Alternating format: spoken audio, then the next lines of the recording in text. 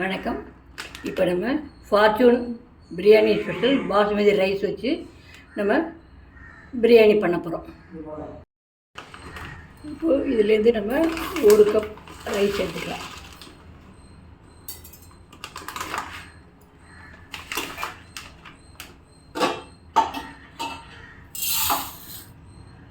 இப்போது தண்ணி விட்டு களைஞ்சாச்சு. நம்ம இதை தண்ணி விட்டு ஒரு அரை மணி நேரம் ஊற வைக்கலாம். இப்போது அடுப்பில் 1 டேபிள் ஸ்பூன் தேங்காய் எண்ணெய் விடுது.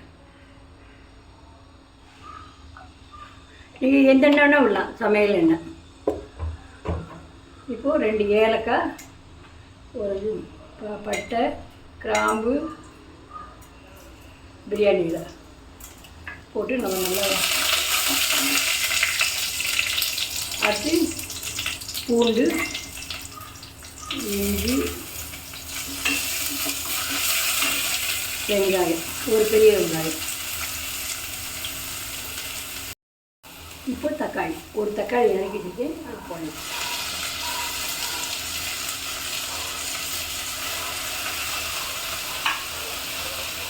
கொஞ்சம் சால்ட்டு பண்ணலாம். கல்லுப்பு தான் போடுறாங்க.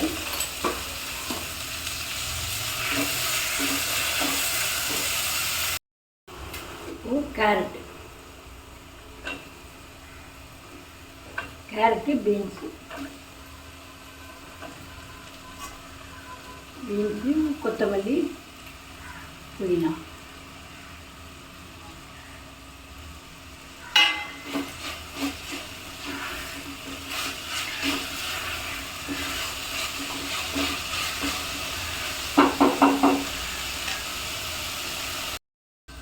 இப்போ பிரியாணி மசாலா கொஞ்சம் போடலாம்.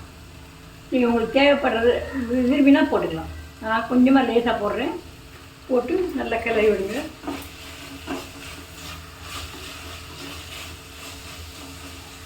சிம்மில் வச்சு கொஞ்சம் ஒரு 5 நிமிஷம் வதங்கட்டும்.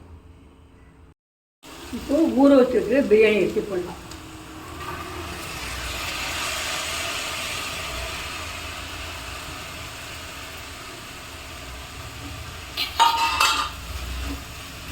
கிளறி விடணும். இதனால் 1 கப் அரிசி எடுத்தோம். இதனால் 1.25 கப் தண்ணி விடலாம்.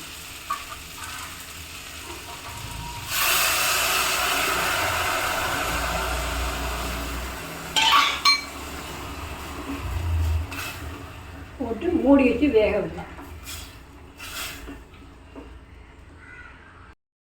இப்போது பிரியாணி ஆயிடுத்து. நம்ம அடுப்பை அனுப்பிடலாம். நல்லா உதிரியாக இருக்குது. இப்போ நம்ம அடுப்பை அணைச்சிடலாம்.